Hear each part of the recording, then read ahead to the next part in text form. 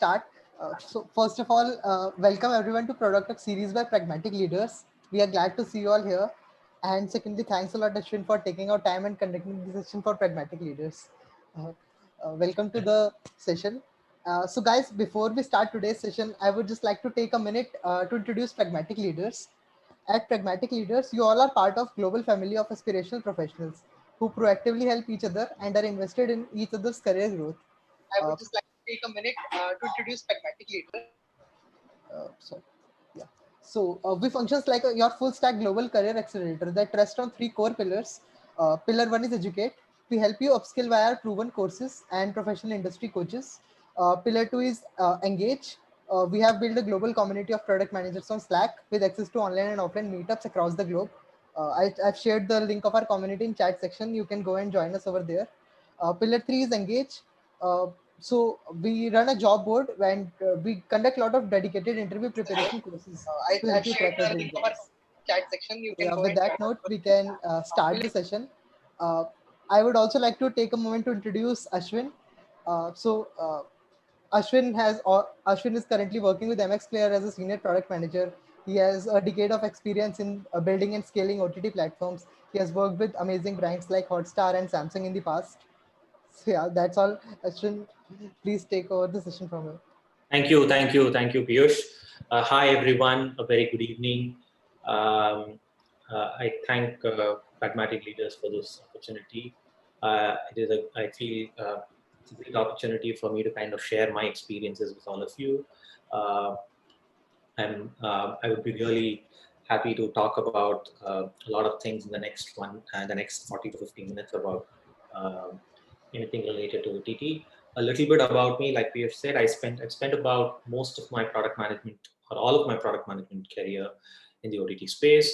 Before that, I was an engineer for a short brief time, for about three and a half years before I kind of made my mind to kind of switch to a product management career. What I'm going to do is, shall I share my screen? Let's do this.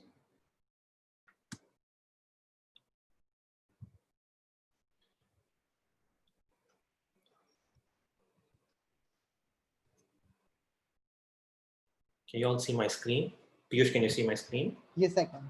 Okay, cool. So yeah, so what I intend to do, at least what I was thinking of doing in this session, was to talk about, take this opportunity to probably introduce OTT, the space of OTT to my fellow tech folks, whether in whatever function they are in. So I thought, and mostly I tried talking about basic things, not tried going deep into multiple aspects. Pardon me if I'm not probably, and I've mostly chosen aspects which I have probably worked on and probably experienced or seen. So please do excuse me if I'm not able to cover some of the aspects that some of you might be interested in. Of course, towards the end, as I understand from Piyush, we'll have a Q&A session. So you could probably ask me, and if I'm able to answer some of it, we could discuss those as well. So with that, I shall start. Let me do this. Yeah, can you guys see my screen? Piyush, you good? Yes, we can. Okay. What we'll cover today, we'll cover why OTT, right? I think this gathering should understand why OTT, why are we talking about OTT in general, who the major players are, what goes into making, true to the title of this session, I think, what are those components that go in making or building a OTT platform. And then I move on to probably more, which we'll spend the most time on, is talking about the challenges that an OTT platform sees, right? And what are some of the trends or solutions that our platforms have done so far?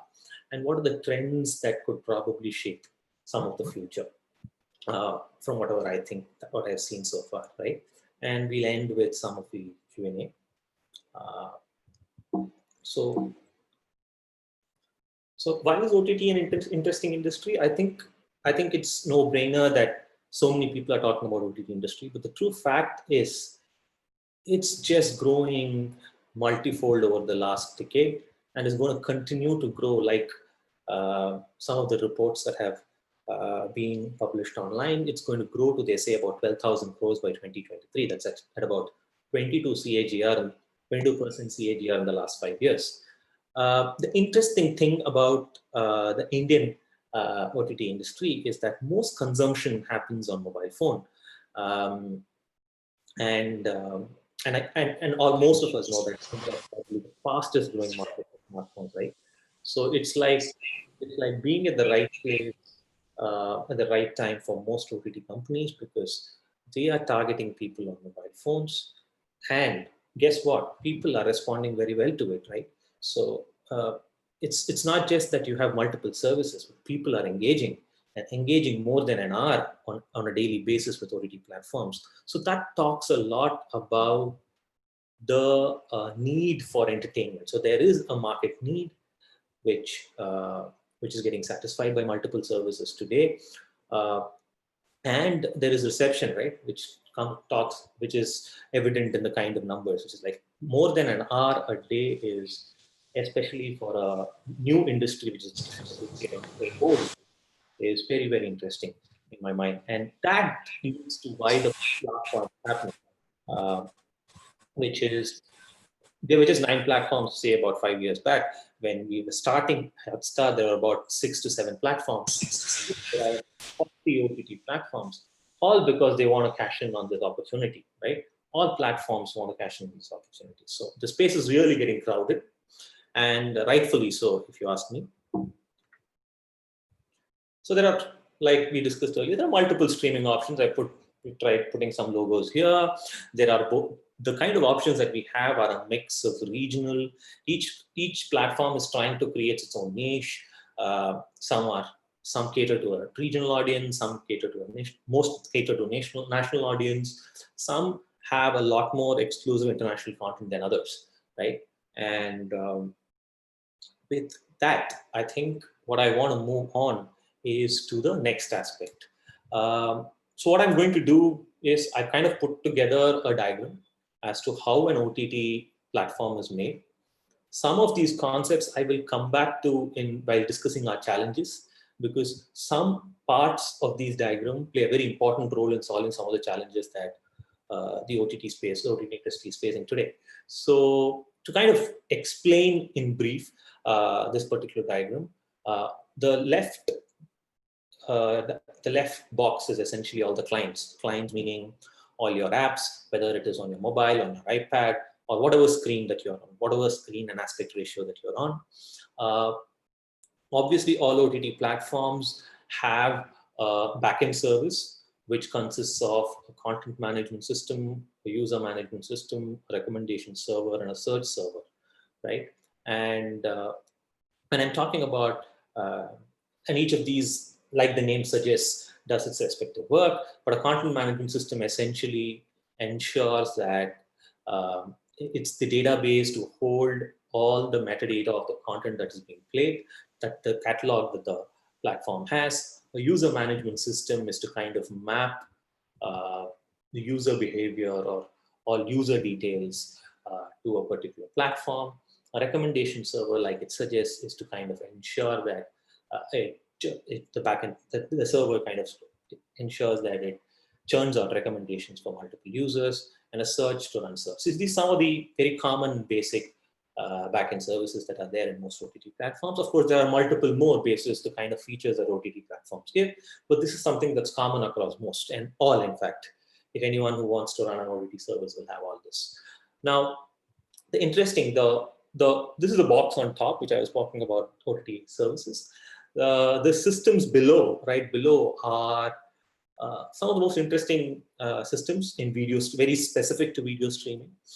And it starts from content being ingested. When I say content being ingested, most OTT platforms get content from content partners who give high resolution, large size videos, right? Because they want to be giving their best quality content to platforms, OTT platforms. So these are big files which are going in gigs. These are ingested into a lot of cloud servers. But when they are eventually streamed, when these content are eventually streamed by users, gigs, no one is going to be streaming gigs of data, right? So, so there is a process through which, firstly, the hard file, which is an MP4 or whatever, which is the true original copy of the movie or the show, gets converted into a streamable format. And before getting converted into a streamable format, gets adequately compressed in order to be able to stream seamlessly for final audience. And there is this concept, so that's what the video encoder plus packager does, which is kind of compressing and processing data into a streamable format. Uh, and then the interesting aspect with streaming is your streaming servers only can be limited. Any OTT platform is bound by having limited number of streaming servers. But uh, how do you ensure that your content your content kind of reaches the users quickly, right? And with the least latency, stuff like that. And I hear is where CDNs, which is actually, if I had to explain CDNs, which is content delivery network, um, is a mesh of servers hosted on telecom operator data centers to be able to deliver the uh, last mile delivery of most OTT content. So this is that, um, and this and a basic understanding of all of this might be very useful in kind of discussing some of the points that we'll be discussing going ahead. So with this, I'll move to the next, which is the challenges. Yeah, so these are the 6 challenges I thought I will focus on. Um, and let's start with first. I think eliminate buffering, right? I think any of us who's using an OTT video streaming platform today, including the very well-known YouTube itself, we have experienced buffering, which is the rotor, as you see in the screenshot, the rotor going on and on, whether it was while we are on the move, because it could be because of patchy networks, it could be because of multiple things. We get these, sometimes it keeps buffering to some of these platforms, we've had experiences where it keeps buffering to an end with an error message at the end, right? So this is a constant challenge every streaming service faces today, right? And why is it important for them to stream? Because that determines whether you have given the first right impression to your users or not, right? And most users who want to stream online, on mobiles especially, want to be having a seamless experience. So as I said this, why is it important? Because if you keep buffering, if your content keeps buffering, your users are going to leave. They are not going to stay on your platform because for them, the platform is not working. Secondly, if you stream buffer less while watching, you're going to get the user to watch longer. And that is and that I've personally seen, because when we have made optimizations in order to reduce what's called a buffering rate or a buffering rate on videos, on live streams, on normal VOD streams, we have seen anywhere between 6 to 10% increase in engagement rate. So what is it that what are those things that organizations are doing, most OTT platforms are doing to kind of eliminate buffering, right? Well, CDN is one of the first important things, because that is responsible for last mile delivery from a architecture perspective. It also does the very important job of caching, right? Which is, so there is this concept of origin and POPs. Origins are the original source of your streaming files, which is your streaming servers. These are then cached on what's called as CDN POPs, which is essentially so what CDN CDN, in addition to being a bunch of well-distributed geographically distributed servers which help users stream content basis which the closest server is, also does this intelligently by pairing well with telecom operators. So most CDNs use telecom operator data centers and are sitting on top of that and ensure that content their content partners' content is cached on them. And well, now the CDN, there is not just one CDN provider. Probably a couple of years back, like how we have 40 odd OTT platforms, we have multiple CDN providers today, right? Uh, and one of the important metrics that uh, PMs kind of or OTT platforms track is how is your buffering across regions, and how is, because the same CDN could be doing a great job in one state and not doing a great job in another state. So this was a few years back when we had limited options with CDN providers. We were restricted by the concept. Most OTT platforms were restricted by the concept of relying on how effective the CDN providers were going to be.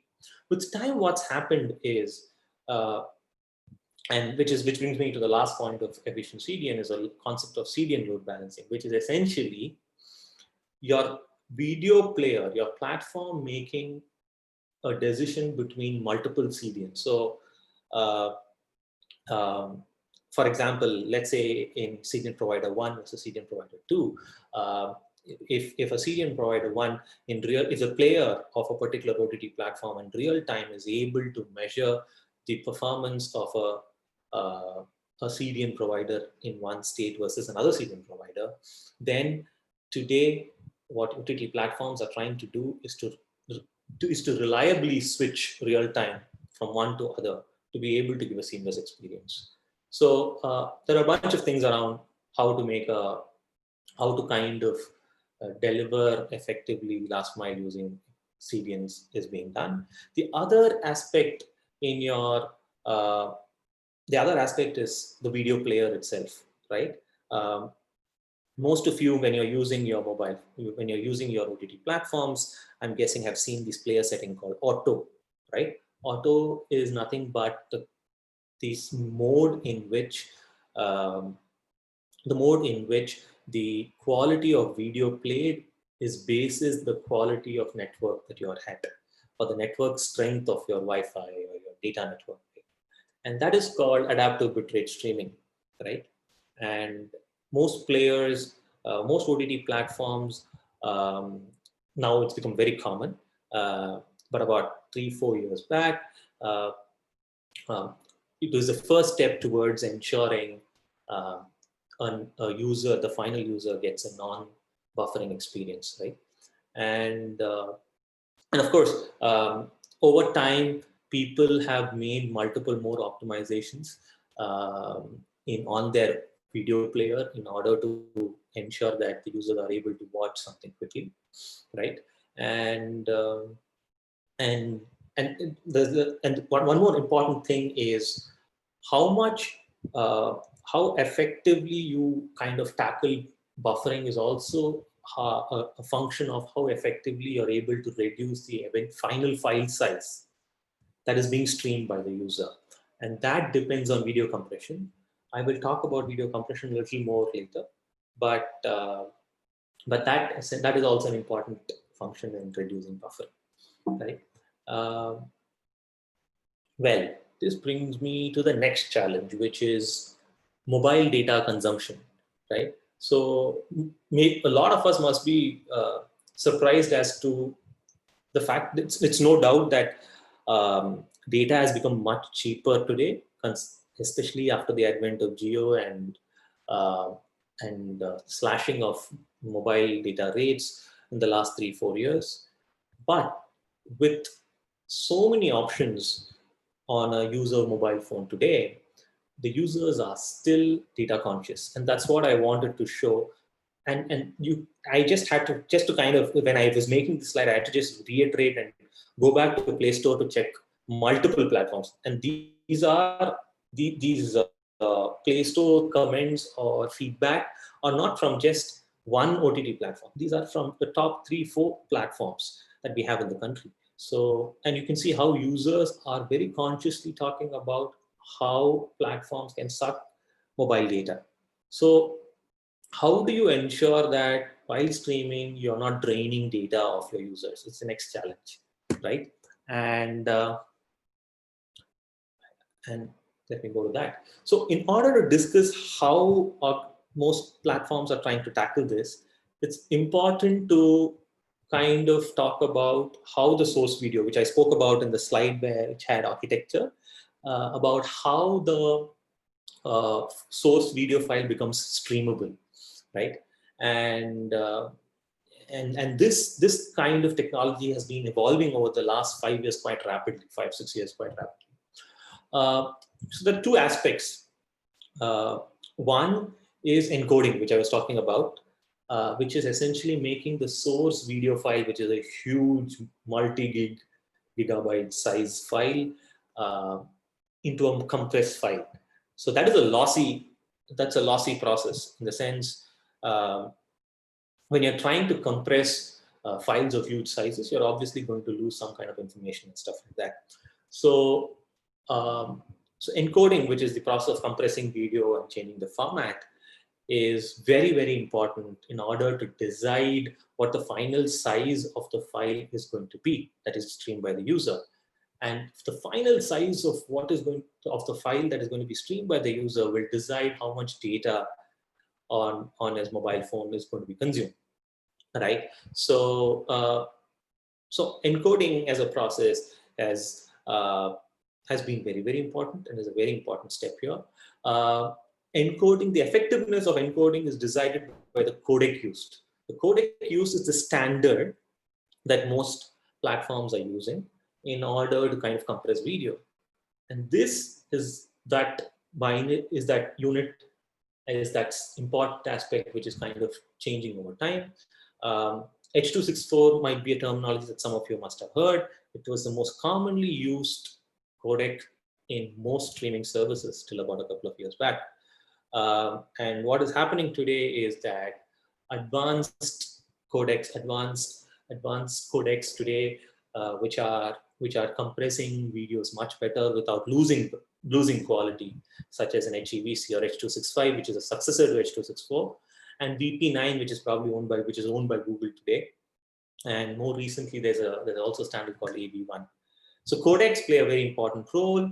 Codecs have modern, or rather more later codecs or recent codecs have managed to reduce file size by 50% or lesser than what it was in the old H.264 days, right? This is encoding. Then there is a concept of transcoding.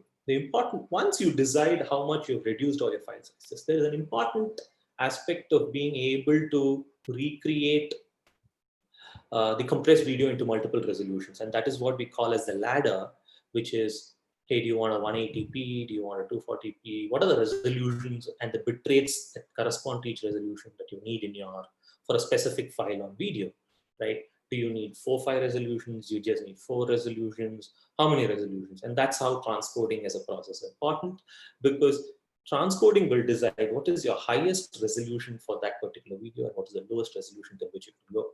And how is the ladder, and how this ladder will ensure that when you're in auto mode, it switches between resolutions effectively, right? With this, I'll probably move on to this. So this is something I feel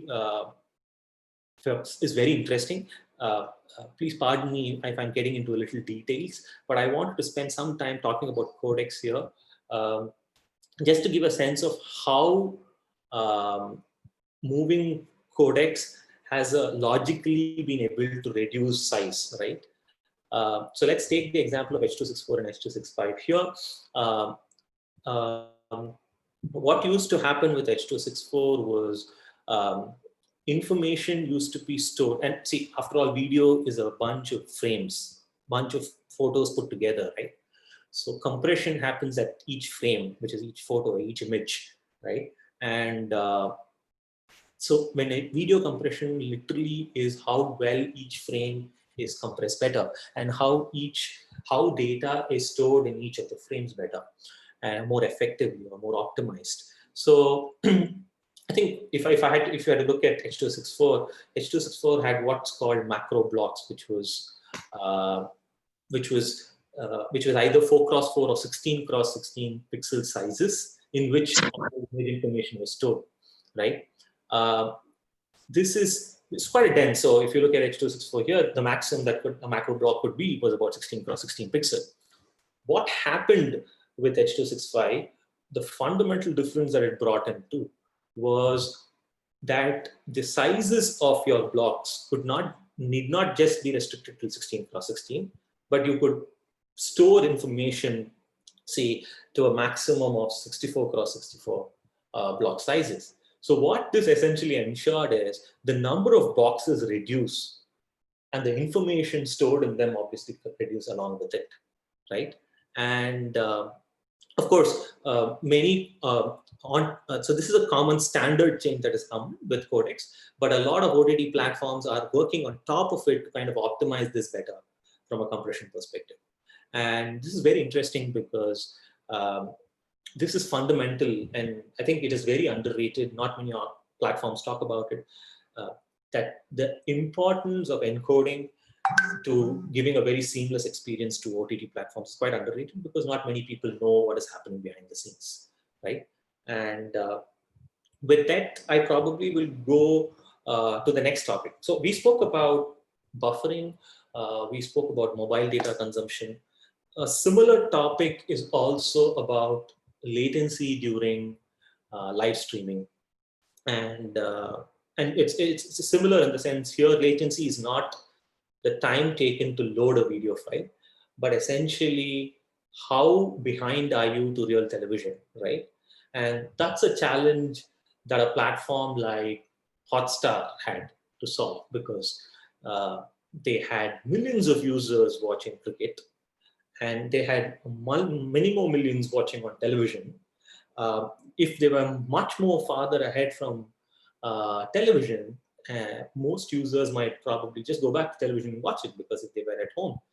Uh, and and they had a kind of, and they were working on how to reduce, I think when in about 2016, 17, the difference between television and real live streaming was about 55 seconds, if I'm not wrong, 50 to 55 seconds. So live stream on mobile was about 55 seconds behind broadcast. I think there were multiple optimizations made in order to reduce that to 15. A lot of it had to do with some of the topic that I just covered, which is encoding, to essentially ensure that in that whole workflow, which is this diagram, which is this diagram, how do you ensure the bottom part of this diagram? How do you measure the latency that each aspect of this workflow adds, and what tweaks need to be made? So there were multiple that needed to be made, and that must have been a very interesting problem to solve for many video engineers and the product managers involved in solving it, because it is not just one aspect that needs to be done better. It's not just one formula that can click, because it's a quite complicated system wherein you have to improve your encoder, you have to improve your source that is plugged into your encoder, you have to make optimizations on player, like I had said, and then you have to measure what each change has had in improving latency. And instrumentation in a system, in a very in a multi-faceted system like this isn't easy, but is very important to achieve results, right? So with that, I think that is latency during live streaming. I go to the next challenge, I think, which is a constant challenge for most platforms, and I think some of you had also questions around it a lot. This is probably something that most people are interested in about as well, which is because there is so much talk about how some platforms do extremely well in terms of recommendations as opposed to others and stuff like that.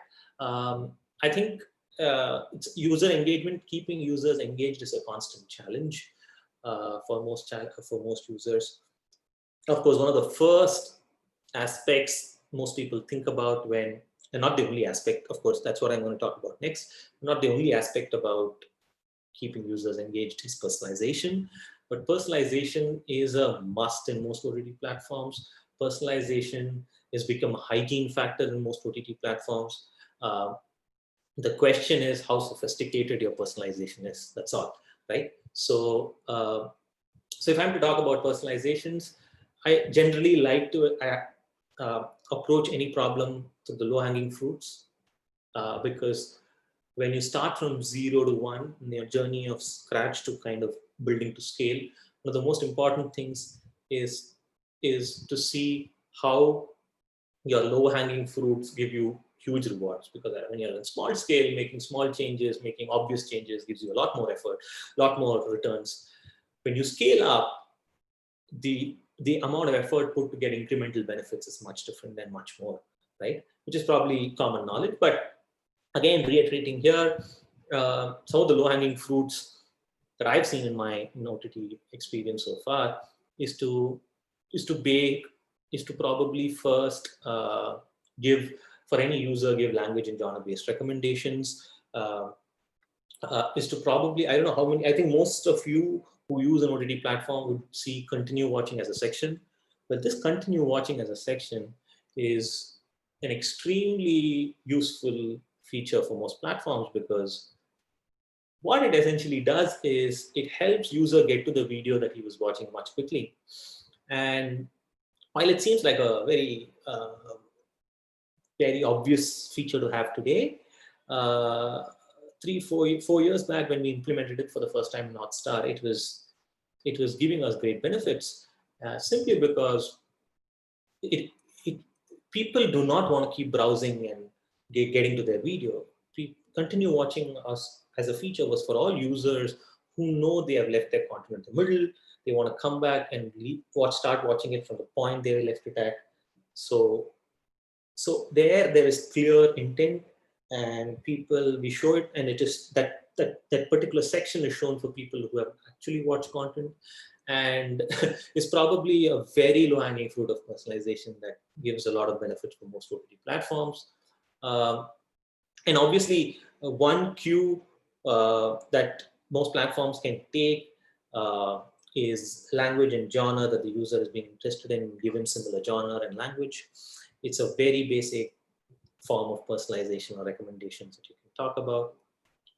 Still, I think the biggest challenge that remains for most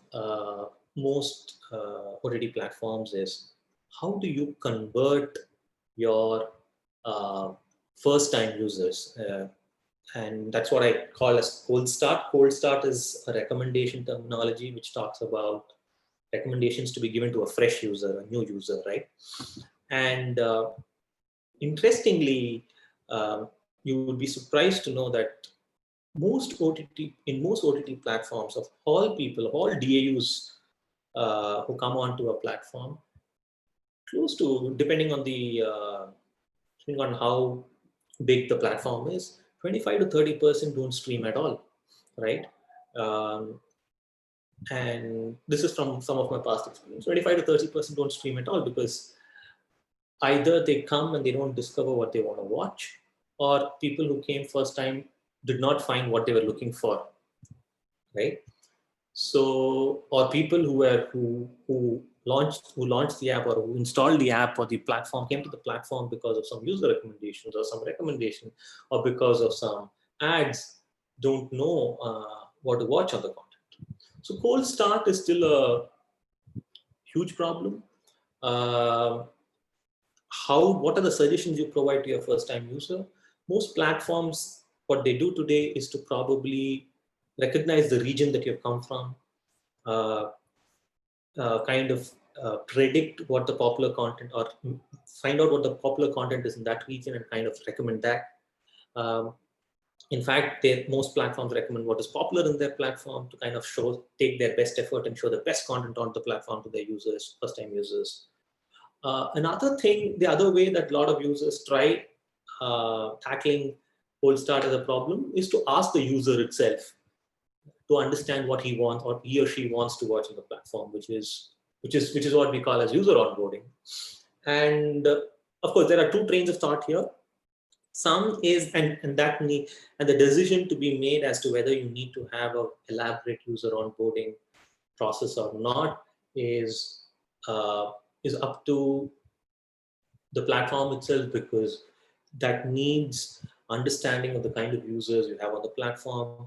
Are they people who know what they're watching? Are they people, for example, subscription platforms? So if someone has subscribed, paid money to your content, it's a good idea to ask him, because there is high intent. They've paid content. He's paid money to watch.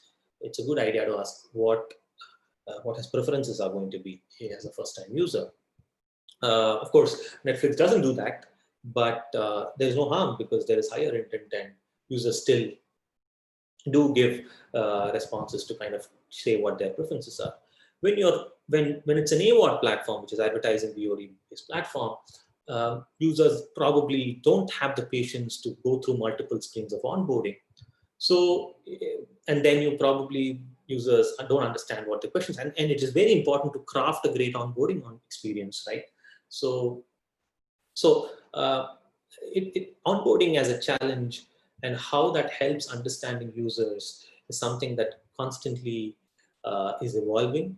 Um, and one school of thought is don't let there be no onboarding. Take the user, show him content, see his browsing behavior.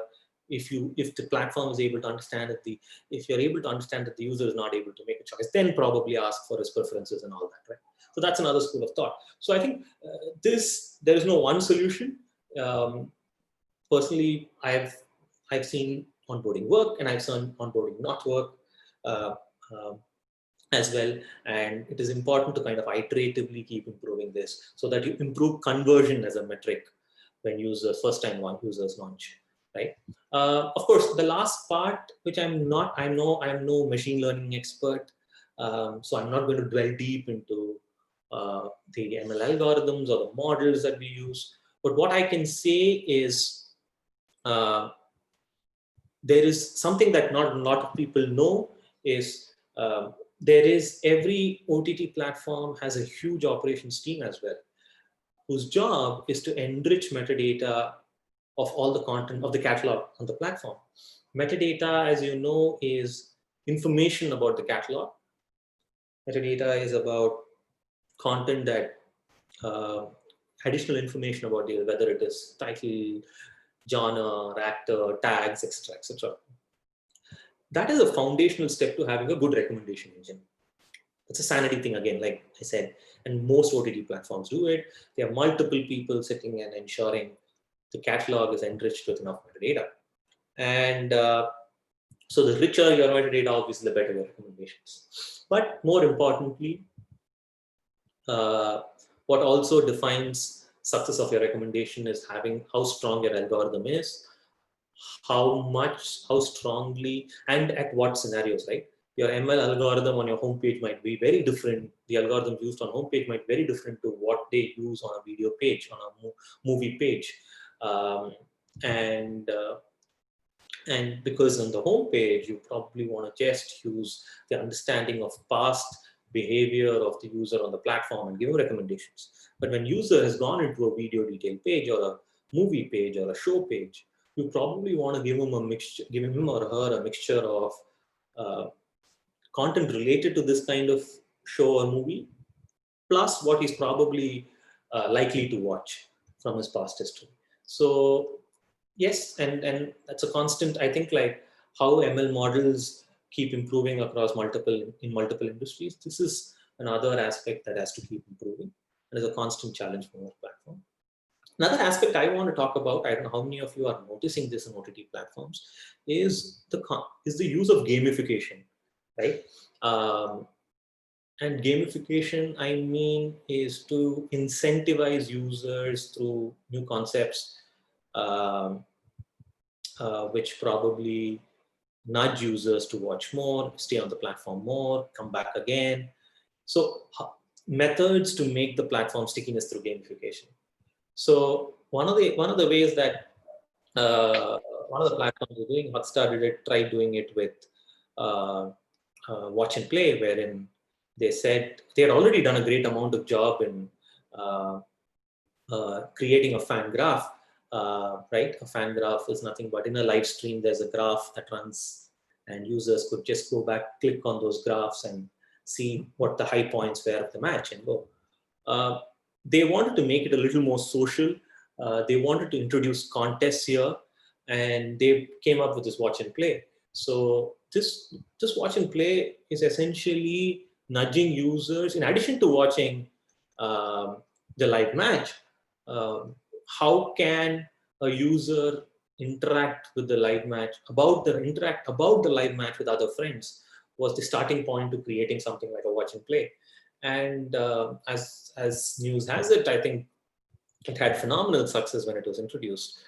Even at MX Player, interestingly, our gamification was not just about gamification as such. We just introduced, we are an entertainment platform at MX Player, and we introduced games, which as a vertical in addition to videos.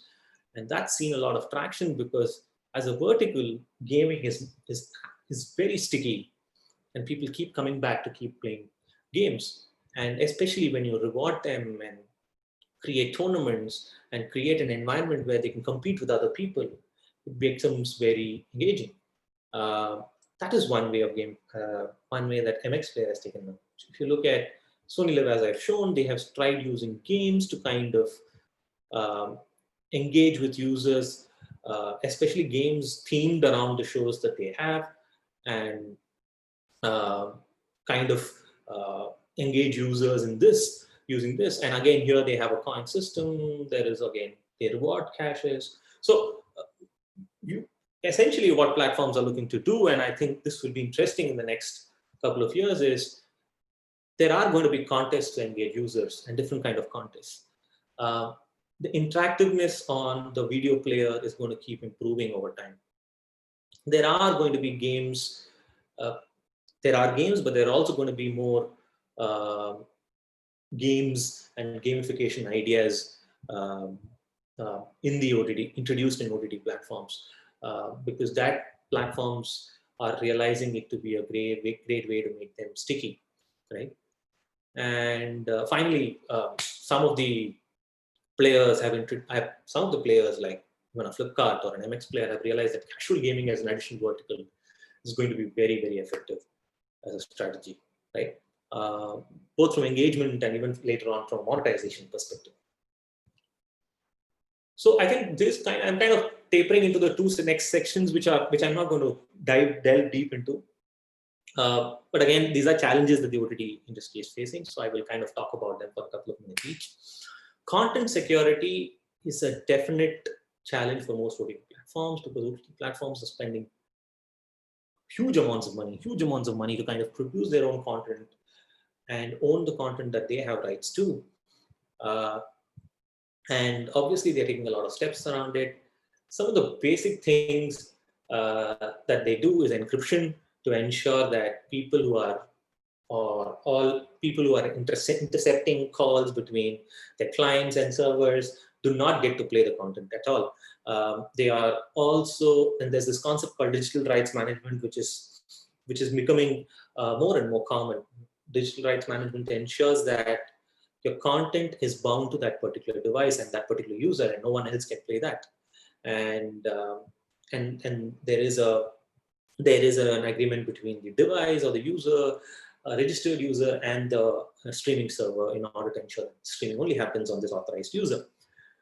So DRM as a concept is becoming more popular. In addition, I think the whole system that we spoke about, which is the whole architecture, is getting platforms are trying to kind of secure all those systems in order to ensure that no one jailbreaks in, and kind of steals all any content, right?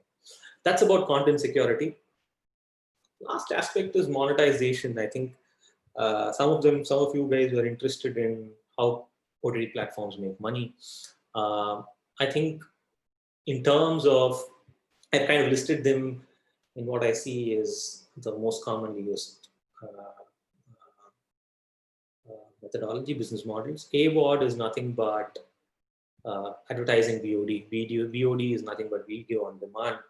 Uh, Most platforms which aim to reach scale take particularly an AVOD approach. I think it started with YouTube. Uh, which said, hey, we are going to be a free platform, free to watch, but we're going to be showing ads to users. And there are multiple things, multiple challenges there. What are the kind of formats you use, video formats that you use to users? How do you create advertisements which are not very interruptive? I know it's counterintuitive to say that, hey, uh, have ads and not keep it interruptive. But what brands are trying to do and platforms are trying to do together is to create uh, more, more better experience of ads, um, keep it as non-interruptive, experiment with multiple formats at multiple points in the user journey, and all that. Uh, and I think that's and the other bigger thing about the advertising space, especially in OTT, is to kind of see brands are constantly think about what audience network, about which demand should their audience network plug into, which means Google DFP is one kind of a demand network uh, into which most of your audience network is plugged into. Some OTT platforms have decided to just do direct sales and have no other third party get demand for them. And yeah, so I think that's with AWOD in general. SWOD, which is subscription based, you see what the, and I think there is most, like Netflix and Prime Video are prime great examples of SWOD platforms. They're purely subscription based, wherein you can't watch a single piece of content without subscribing to the platform, and paying money, right? And versus Hotstar, which is kind of taking a hybrid approach, which is a freemium model, wherein some of their content that they have is AWOD and some of the content that they have is SWOD. And that's a strategy that a lot of OTT platforms are also taking up, basis what their business goals are, right? Immediate business goals are. I think the challenges with subscription is because in generally the challenge with a subscription platform, any subscription platform in India, is what is the right price point at which you must have this particular platform, right? What is the right price point that you must be charging your customer? And that involves quite a number of calculations. I think a lot of it, some of it I've seen in Hotstar, and I think how do you kind of retain your subscribed user to ensure your ARR is good and improving over time are certain things that they keep thinking about. And yeah, and some platforms are also, I think there's a great opportunity today. If I like 5 different platforms, I have to go subscribe into each of these platforms, right? And probably then when I subscribe to the platform, I probably access all their premium content, all their premium content. TWOD as a concept is essentially to say, how can I rent a specific content for a specific amount of time, something like what you do in Google Play, with Google Movies and stuff like that.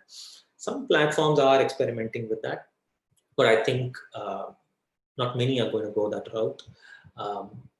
SWOD kind of ensures stickiness on platforms, so for a lot of platforms, I think, prefer SWOD. These are some of the aspects of monetization that I had to cover today.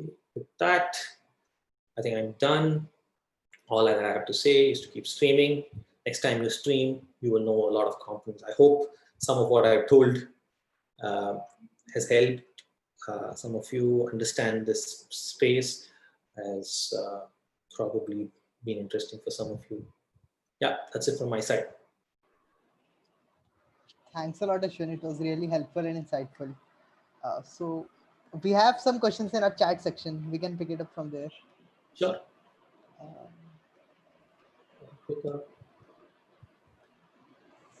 So, yeah.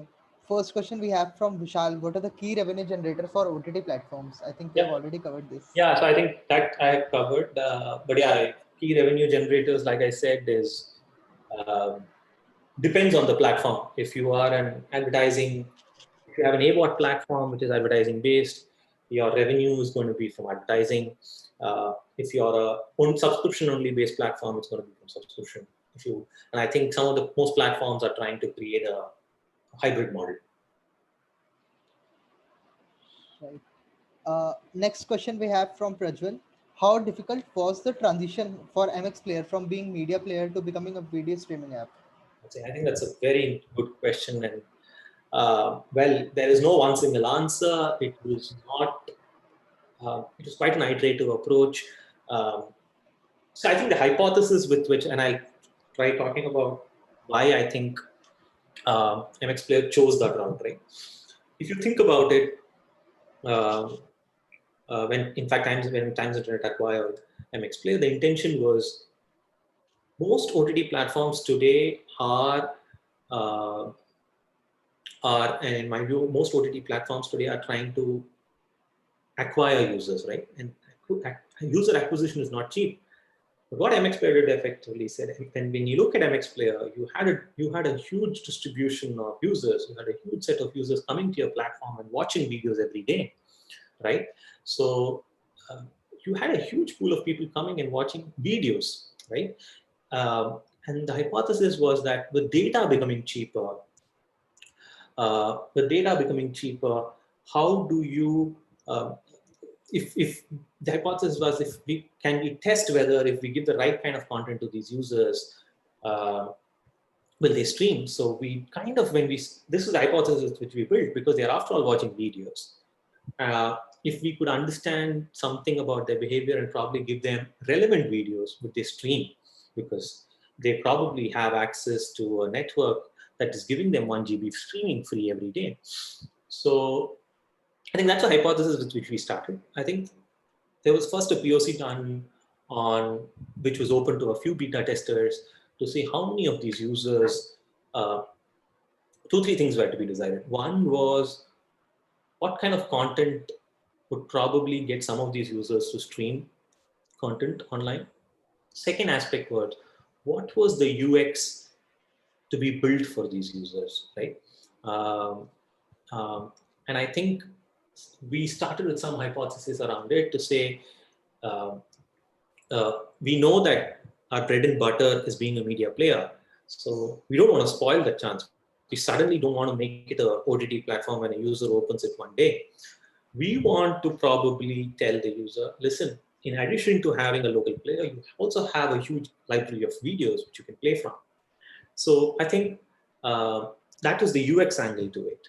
And the content piece angle to it was to figure out, and it was not, in order to kind of figure out what the content library that is going to be played, that you needed to convert these users, you need to understand the user base better. So uh, the user base of MX Player, as opposed to many other OTT players, wasn't very urban. It split tier 2, tier 3 equally as well, quite well. So the content strategy or the content acquisition strategy also had to be accordingly done.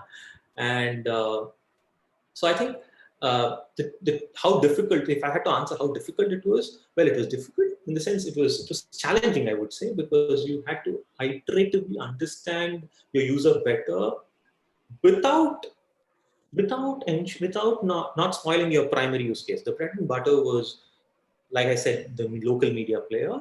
But we also wanted to create a great user experience for users who said, hey, I'm ready to browse some of your library. So that's why if you open the app, we have consciously made the home page for the users as it is for the last uh, 8-9 years. It's been the same. Just that we've added tabs at the bottom. We've also found out different points in the user journey where we could tell the user, communicate effectively to the user, hey, listen, there is this feature of streaming content, and these are some of these content library that we have. So I think it is a very iterative journey, and over time, once we understood, we have learned through multiple iterations that as to how to convert some of these users to streaming users. Thanks. I hope this answers Prajwal. Next one is from Tanmay. What is the bandwidth or internet speed required to live stream video to users? Well, ideally, even I mean, even a half Mbps connection should be good enough to stream most live videos, right? Um, because uh, the ladder, like I spoke to you some time back, um, has around I think the lowest, if I'm not wrong, must be anywhere between 220 to 230 kbps. In certain cases, it's around 180 to 230 kbps.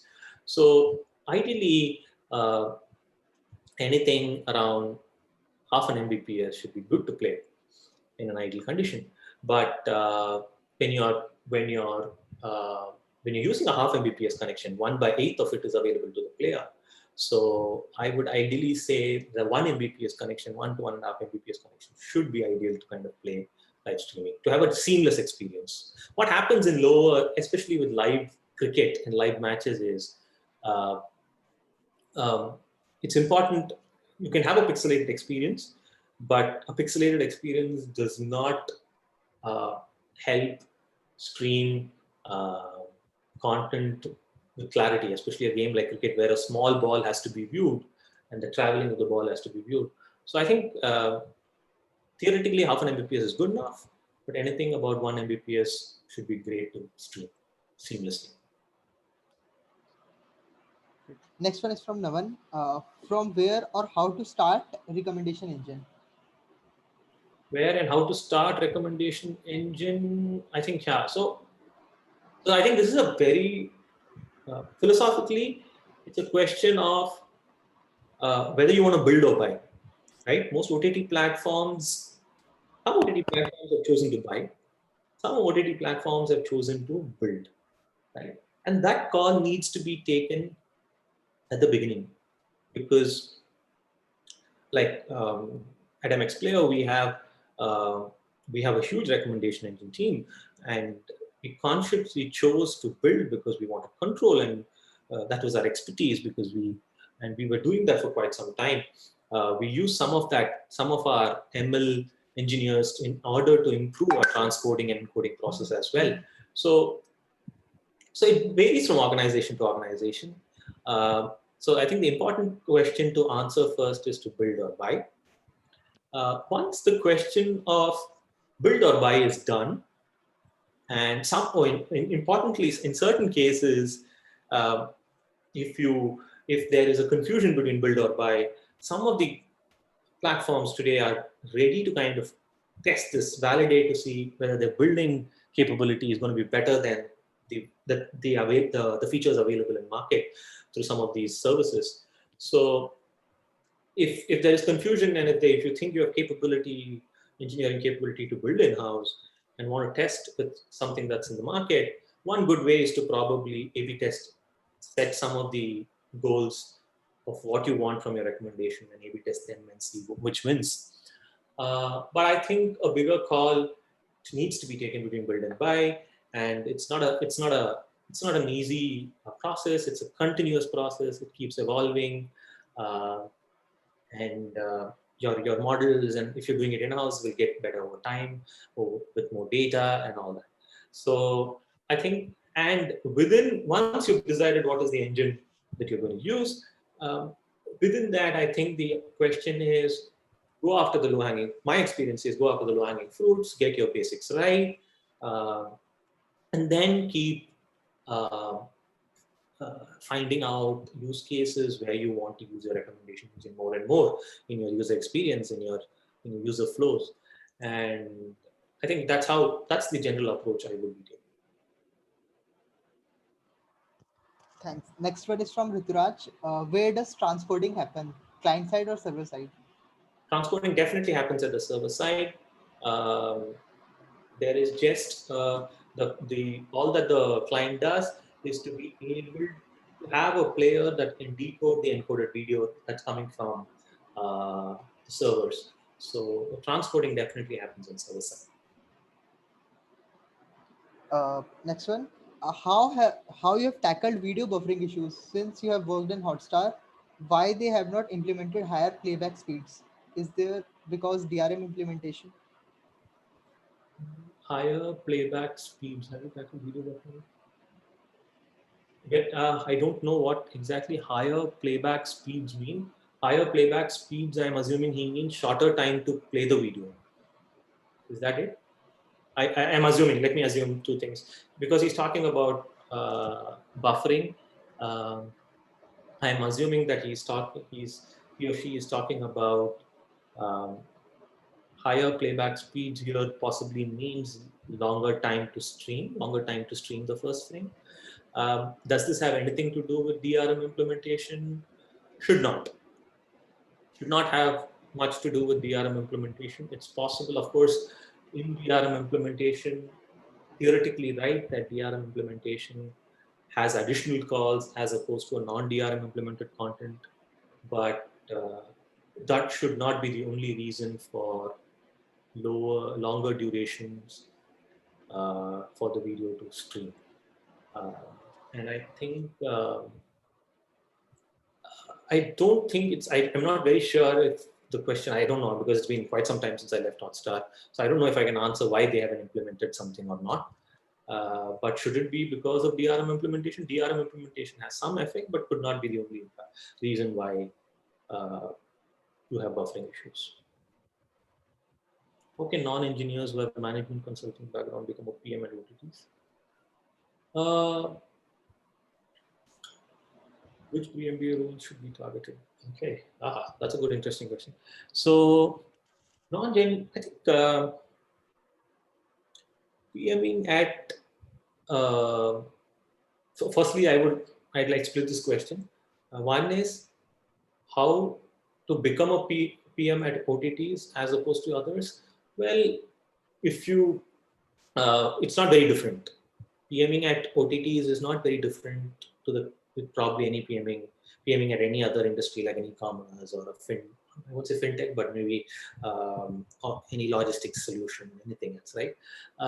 Because the PM is doing the same set of things, identifying the problem, understanding the user, trying to give him a great UX, working across teams to build a tech solution for the problems that he wants to solve and all that.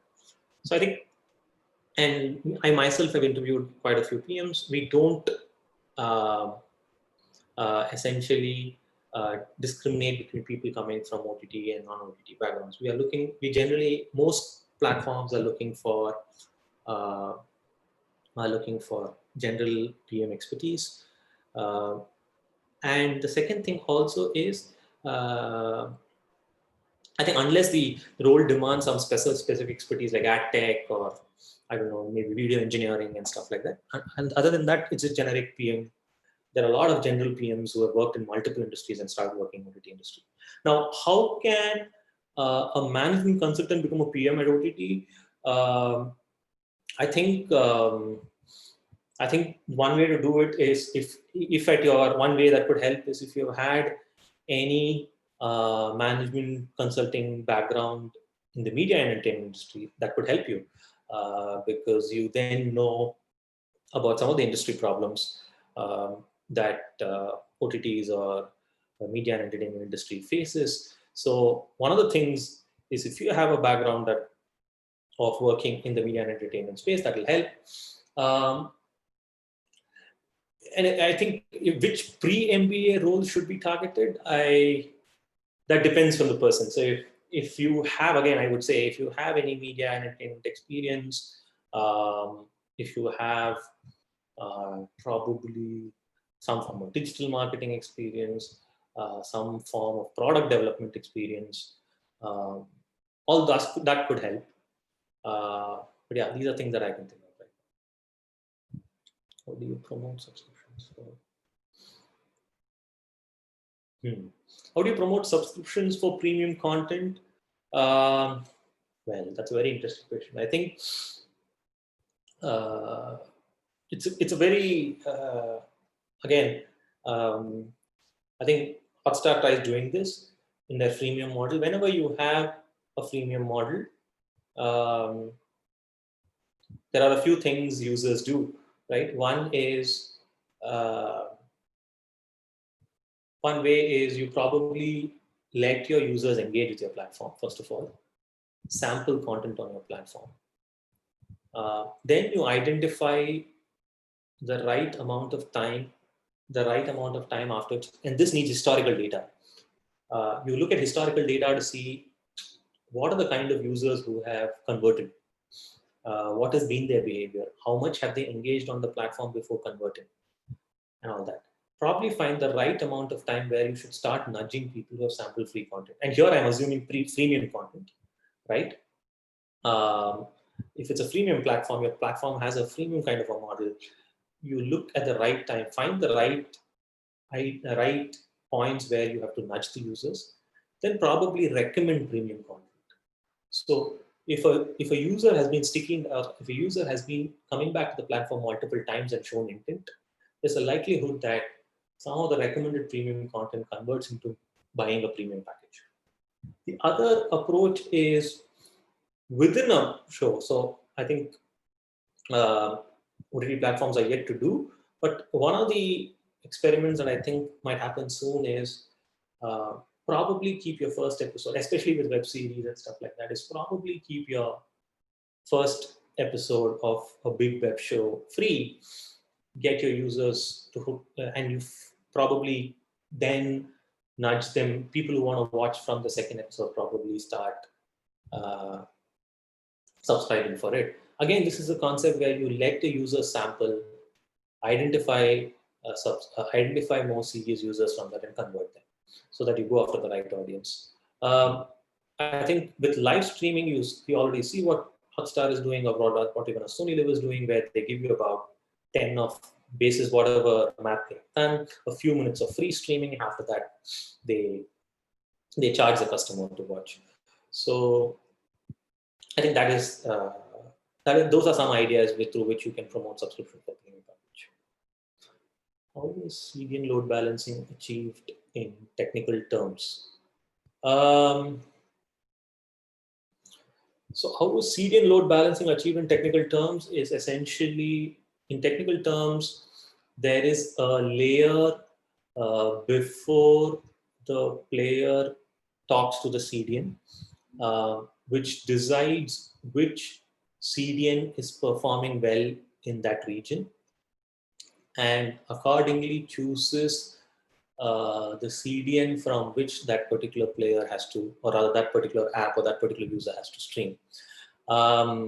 If I had to explain more in detail, I'll take more than this call, but if you had to just understand, imagine that right now in Chennai, tap on a particular video in a specific region in my city, the tower next to me, so there is a pairing of CDNs in the tower next to me. Um, there is a layer between me and the CDNs which decides, saying, hey, in this particular region, pairing of CDN 1 with this telecom operator is better than pairing of CDN 2 with this telecom operator. And then at real time, the CDN URL is given to the user.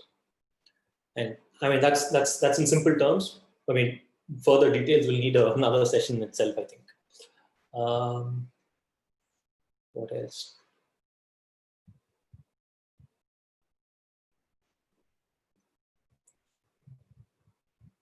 What are the metrics you maintain as a product manager? Okay, I think this question got repeated multiple times, so I probably will take this question. What are metrics you maintain as a product manager for MX? See, I think as a product manager for MX, I maintain, the first and foremost is to see the aggregate engagement, right? Aggregate engagement, because let's say a North Star for us is total engagement on the platform. Total engagement on the platform is a function of how many users have come and how many minutes they have streamed for. And again, that can be broken down further to see how many users have come from each channel, right?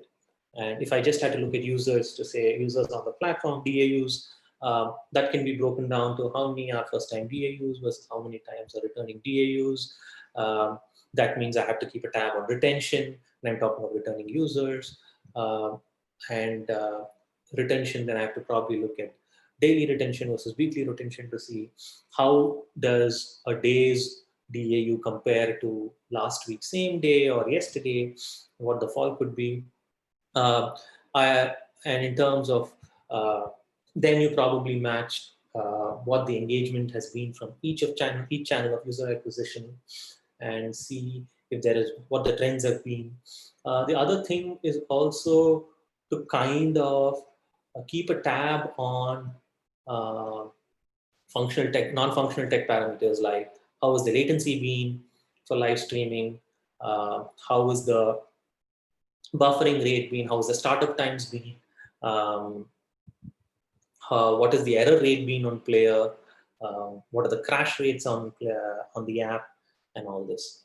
So I think these are some of the metrics that any OTT PM would be looking at in general.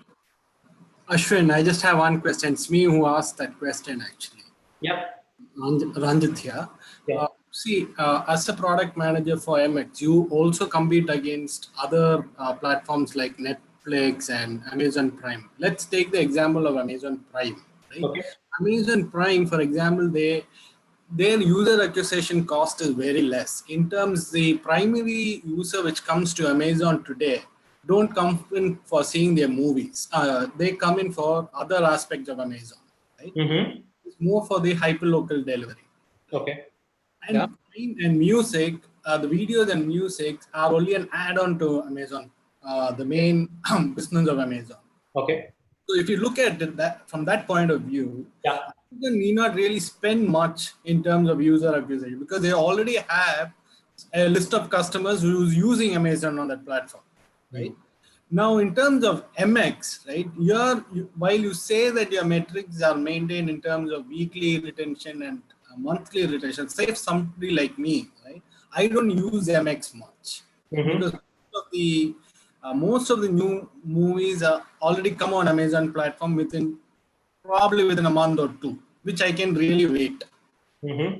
So when you compete against a platform like Amazon, how do you think this metrics which you say now, how do you think that the user acquisition metrics which you say is going to really help?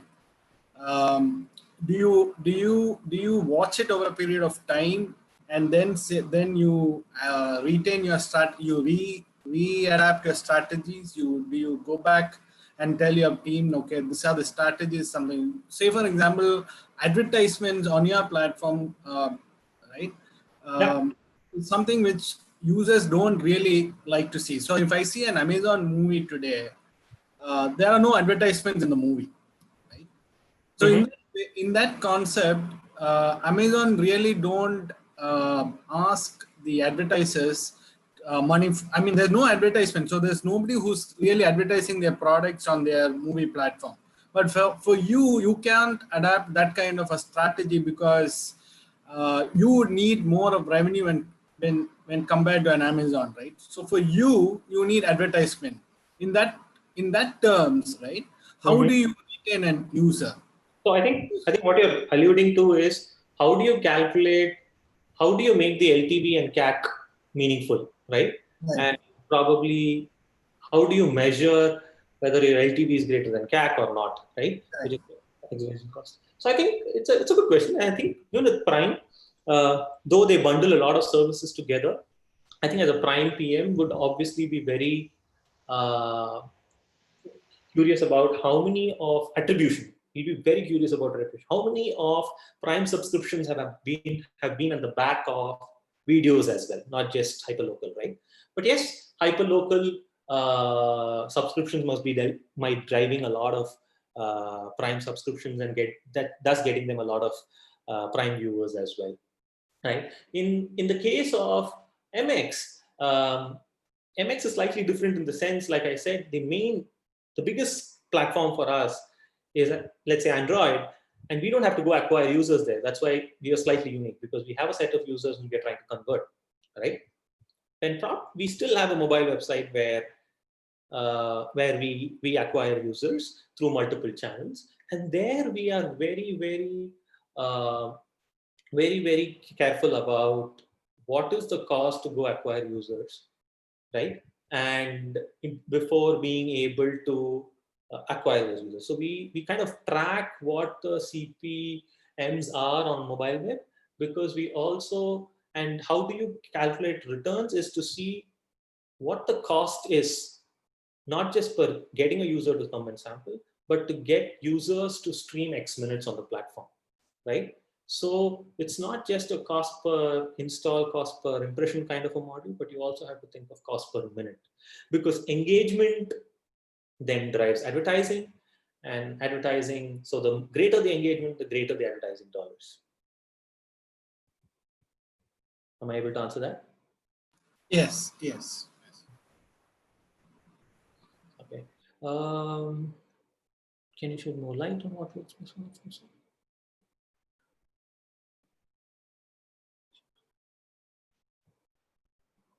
Oh yes, I think one question I also wanted to think is any possibility of gamification resulting or driven by AR implementation? Yes, it's very possible. The only thing is, I think AR is a little far-fetched right now, I feel, because I think production costs are huge. It also needs infra to kind of produce at scale. It is going to be very interesting to see how it shapes. There is definitely going to be some advances made in AR implementation in both in the video streaming industry as well as in gaming industry. A lot of AR is going to come in.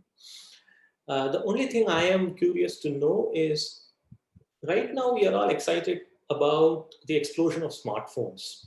So if AR is going to get exciting, we have to conceptualize how AR on mobile phones is going to look. And both from a capability of mobile phones as well as capability of producing.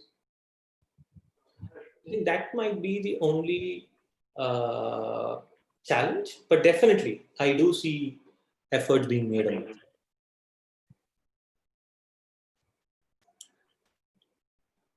Should we go each question? Should I specifically choose some question? Piyush, do you have any suggestions? So I think we can choose one or two questions. And we can Okay. wind up. Okay. Yeah, Star app not working. I'll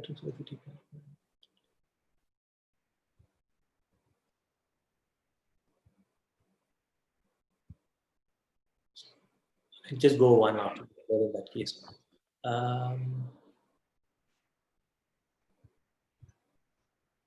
Where do you see more penetration of OTT within India, especially existing cable infrastructure? Existing cable operators also have streaming apps. Unless contents are improved, how many OTT platforms can significantly increase revenue? Okay, so I think and this is just a personal view. I think the question here is, where do you see penetration of OTT happening? I think like how penetration of OTT will happen where penetration of mobile phones are also happening more. And the interesting thing is, if cable infrastructure, when I'm assuming cable infrastructure, people are talking about cable TV infrastructure. Well, cable TV being there is not a hindrance to OTT penetrating into that market where cable TV is dense. And the way I look at it is the penetration obviously is going to be more and skewed towards the next set of penetration is going to be set more and skewed towards tier 2 and tier 3, but not because it's already not there in tier 2 and tier 3. Tier 2 and tier 3, there are a lot of people streaming content today. It's just because mobile smartphone penetration is going to be larger there, right? And that's what I feel. I think content improving on each of these apps. See, today, like I said, OTT as a sector is growing, so there are a lot of people showing interest. I think it is not possible for all of these platforms to continue staying like this, because some of the bigger players will most of the traffic will be into some of the bigger players. Some of the smaller players might not be able to survive. Some of the smaller players are probably already syndicating their own content on other bigger platforms. I think what might happen in the future is some of these platforms might just choose to become content companies or content platforms, and not necessarily OTT platforms. So, so I think we will see some, and I think most people realize that we will see some form of consolidation sometime. Till then, people will differentiate themselves by the content that they have or the exclusive content that they have. When they cannot continue doing that, they might just probably syndicate that content and make money out of it. Any other question?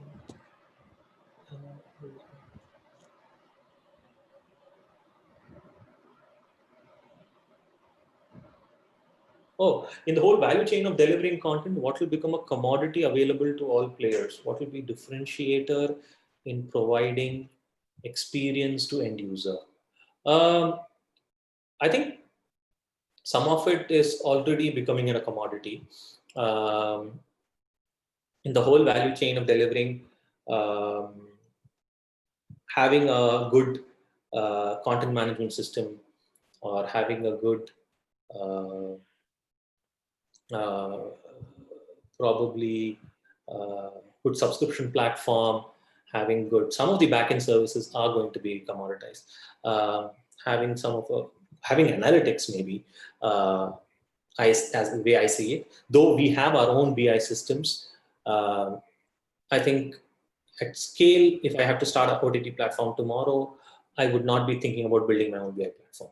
What I'll be more, and if I want to be building a scalable platform further, is some of the other things which I don't want to commoditize, especially building my own video player, which is building my own encoder, which is building my own transcoding algorithm, which is building my own recommendation engines and stuff like that. I think those can be used as differentiators to create a better platform, to create a better experience for users.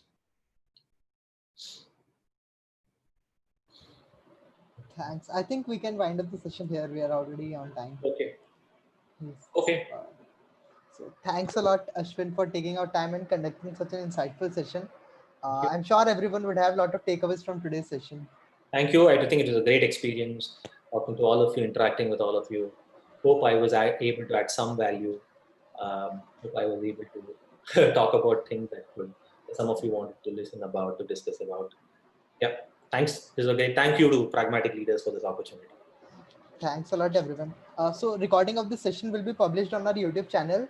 I'll keep all of you updated on our Slack community. I've shared link of both Slack community and YouTube channel in chat section. Sure. So that's all. Thanks a lot once again, everyone, for joining us in Sunday evening. Bye. Thank you, guys. Thanks, everyone.